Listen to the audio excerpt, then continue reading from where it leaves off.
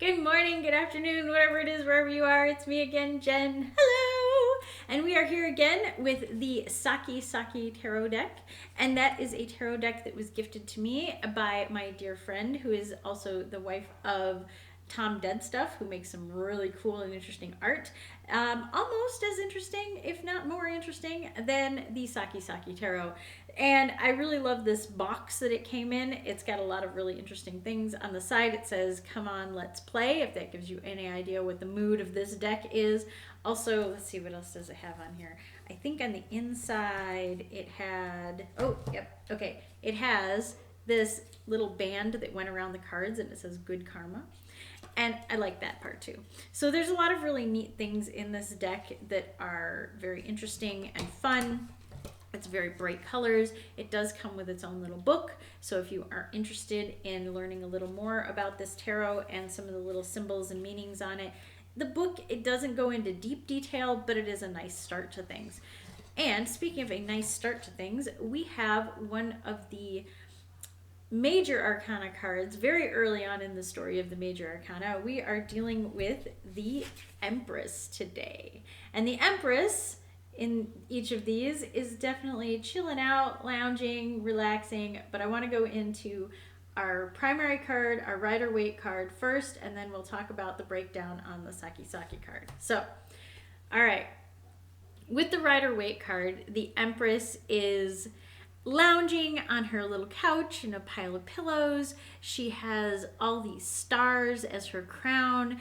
There are pomegranates that are on her robes, and she has the symbol of Venus on kind of a heart-shaped planchette that's kind of under next to her couch. It could be a shield. It kind of has that sort of energy to it as well.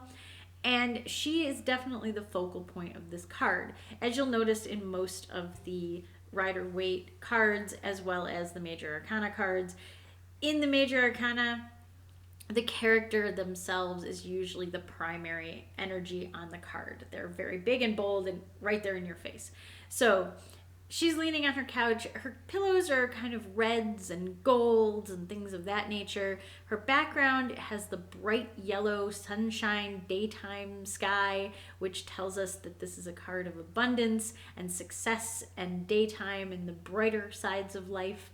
There are trees and forests and abundance in the background and a flowing river. So the flowing water is one of the things I want to talk about. Flowing water typically means emotions, movement of emotions. In this case, it is just flowing downstream and it's all just pooling kind of at her feet. So this is emotions under control, but flowing, feeling that ability to kind of experience your emotions in a way that is good for you and good for those around you. So it's a very positive thing.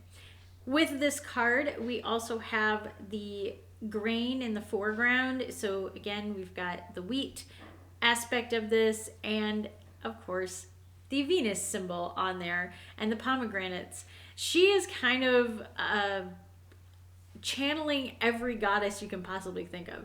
So the Venus energy on there is obviously love and sexuality and femininity and all those things. The pomegranates and the star crown, on the other hand, represent the underworld because they are representative of two stories, Persephone and Inanna. Both of these characters went down into the underworld and then are able to come back from that. And with that, they bring the truths of the shadow realm. They bring the truths of the underground.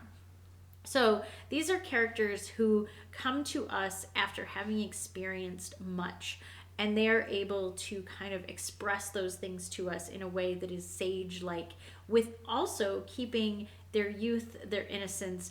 It doesn't mar them. So they experience things, but then they come back to this calm center. And that, I feel like, is very much the energy of the Empress. So let's see what Sakki Sakki has for us. The Sakki Sakki card, she is a lot brighter and more exciting in this one. She still has a very demure look on her face. She's kind of blushing. You can only see one of her eyes. She's kind of got the cute little cupid bow lips. And she's kind of half asleep, I would say. Her eyes are kind of, she doesn't have them wide open and big. They're kind of just like half open. half closed. She is wearing a crown. I wouldn't say that it is a star crown evocative of Inanna, but it is there. And she also has all these stairs behind her. And it's the Escher-like stairs behind her that I like to focus on with this, because while she is here and she is clearly the focal point of this card, she also looks like she has traveled all of these stairs and done all of these things. I do like that there's kind of a black and white sort of yin and yang happening, where you can see what looks kind of to be maybe a temple in the background on one side, and then rocks or something, maybe flowers on the other side. There's also kind of a lamp light in the bottom corner, at least that's what I'm going to take it to be, but it also is very evocative of the Ankh. And the Ankh is an Egyptian symbol meaning life. So we've got life on one side. I don't see any representative necessarily of death on the other, but she definitely represents life and abundance and all of those kinds of things. She is a fertility card. This card is definitely all feminine energy, all abundance, and all that fertility energy.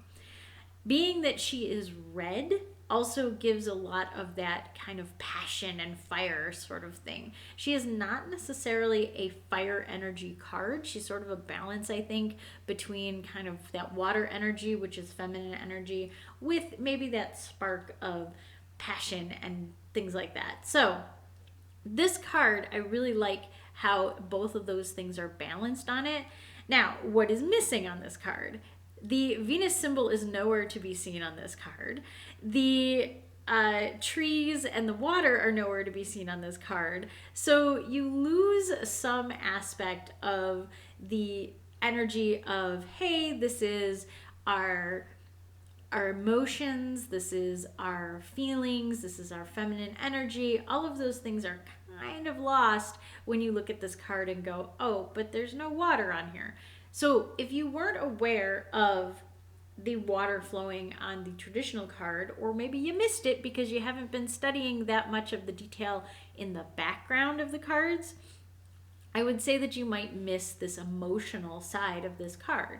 Knowing that it's a feminine card, though, you'll probably reassign, because again, feminine energy is emotional energy. It's that output, it's that caring, it's all of those things. I will say that she is kind of more about caring for self than necessarily caring for others. You'll see that there are other cards that are about caring for others, but she, while being a kind of maternal figure, she's also more about caring for herself, in the sense of usually she's either pregnant. In this card, even in the traditional card, she doesn't look pregnant, but she's wearing robes. So if you look, you can't really tell what's going on underneath those robes. She may be pregnant, but we're not sure. So, but she does represent pregnancy, as I mentioned, and she can also represent that caring for yourself while you're incubating another human. So this is why, while she is nurturing and all of those things, she's very maternal energy, she is also about caring for self so that self can care for others. So when you get this card, it either means, hey, you're pregnant, I've had that happen, or it's, hey, maybe take some time to yourself, put your feet up, look like this gal sitting in her robe on her couch, relaxing, you know? So all of that said, I do think that the essence of this card is kept. And for most people, when they first start out with the tarot, they do look at the major arcana before they even go deep into the pip cards. It's the major arcana that we want to look at. We see the pip cards pretty much every day when we play playing cards, so it's not as interesting. But when you look at the major arcana and you really start to learn them, the Empress is one of those cards that you should apply to that Holy Mother aspect, that femininity aspect, and being able to kind of love yourself so that you can love others. And that's a big message for this card. So without further ado, I will let you go so that we can see another card next time. And until then, stay safe, stay healthy, stay happy, and I will see you very, very soon. Be sure to check out the links in the description below for Tarot Cafe information, as well as classes and readings and all kinds of interesting stuff. So I will see you soon. Bye!